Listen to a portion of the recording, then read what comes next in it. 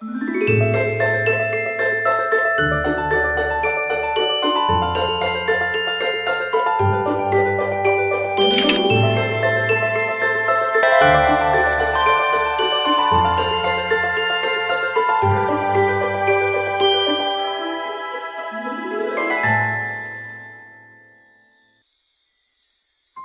long time ago, a rich man lived in a faraway kingdom.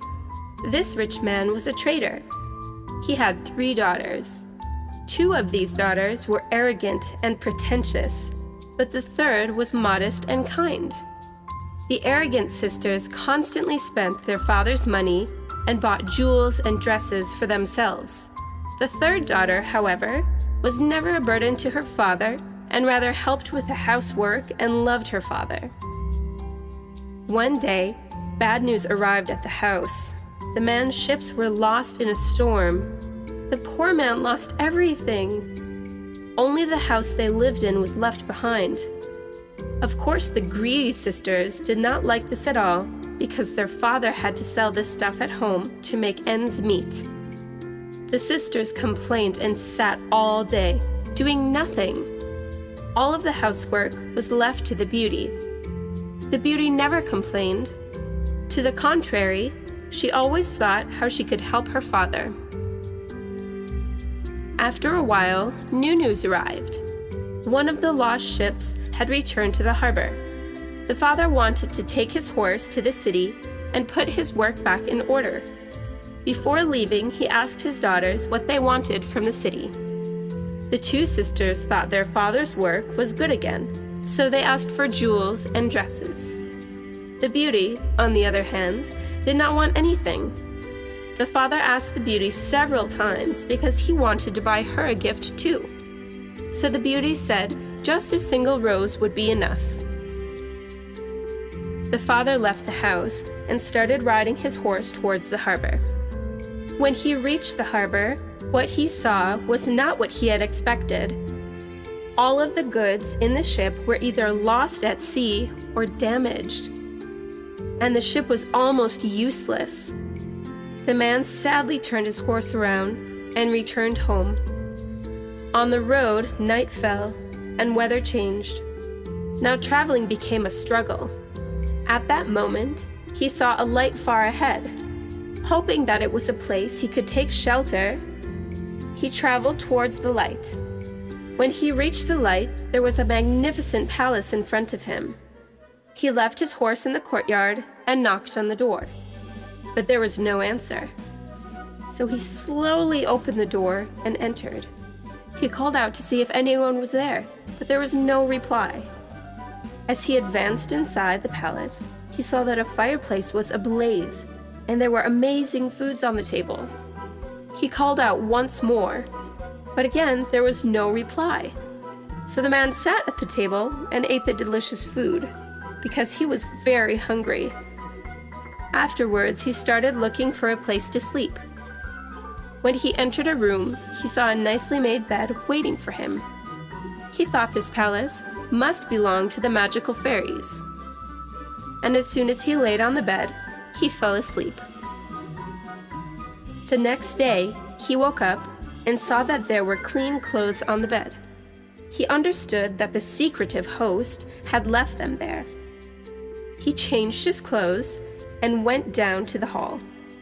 On the table was again an amazing breakfast. The man thought that this kind but mysterious host prepared everything. So he ate the breakfast, and after thanking the empty hall, left the palace.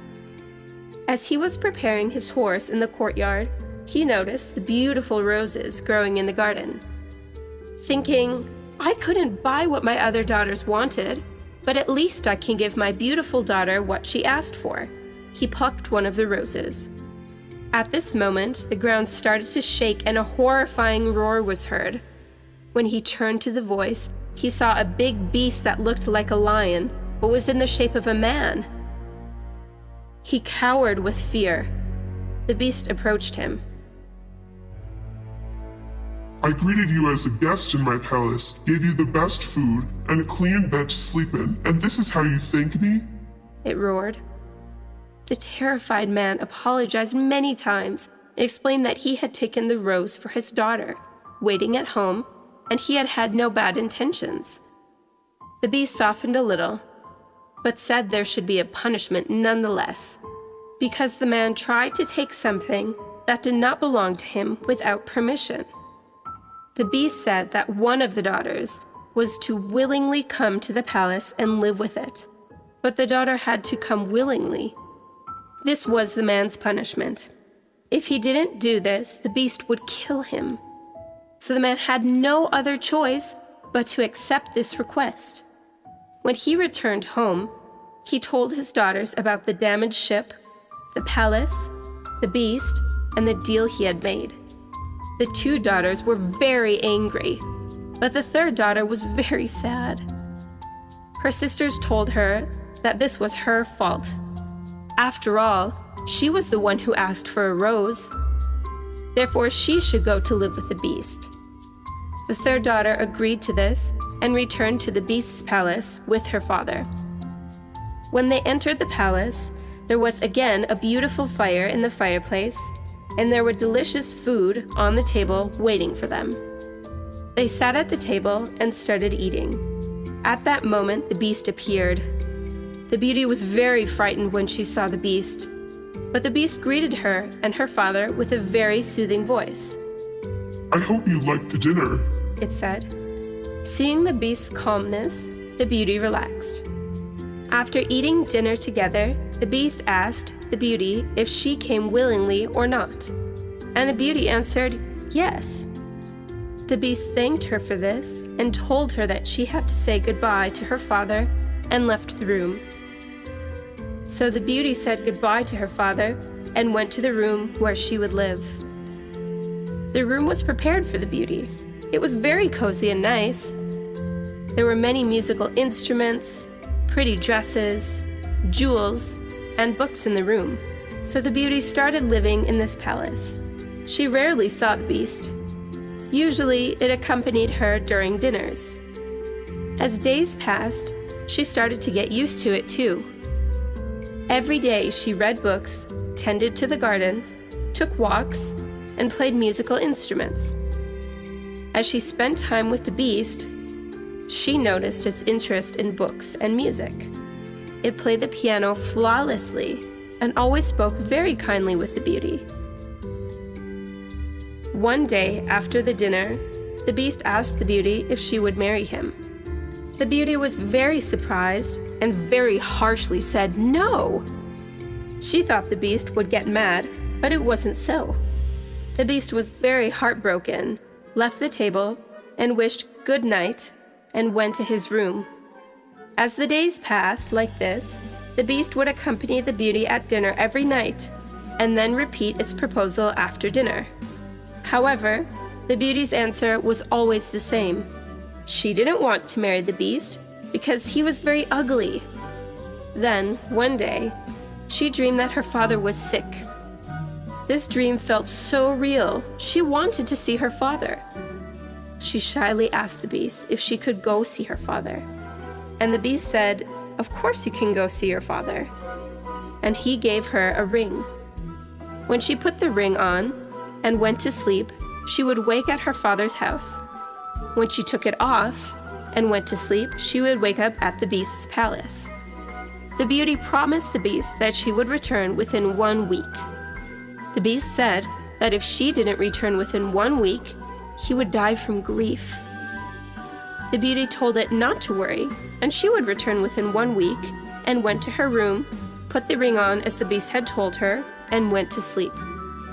So indeed the magic ring worked, and in the morning she woke up in her father's house, in her old bed. She immediately ran to her father's side. Like a dream, her father was sick and bedridden, but when he saw the beauty was so happy, he started feeling better. The same day, her sisters, who had married a while ago, came to visit to their father's house.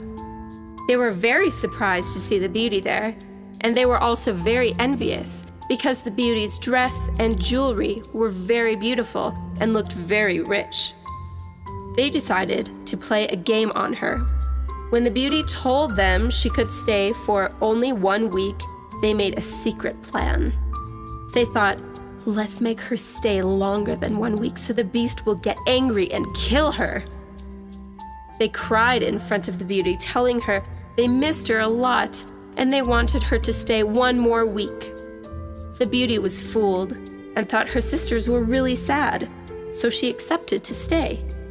However, before long, she realized she missed the beast and also thought about the promise she had made. She saw the beast in her dream that night. He was lying lifeless on the palace's hall. The beauty, waking up from this nightmare, thought, I'm so selfish and cruel. A promise made should be kept at all costs. She realized she wanted to go back to the beast's side immediately. She removed the ring from her finger and went back to sleep. In the morning, she opened her eyes at the beast's palace. She started waiting for the beast, but the beast didn't come. So she went looking for the beast in the palace. As she was searching the rooms, she noticed the beast was lying on the ground.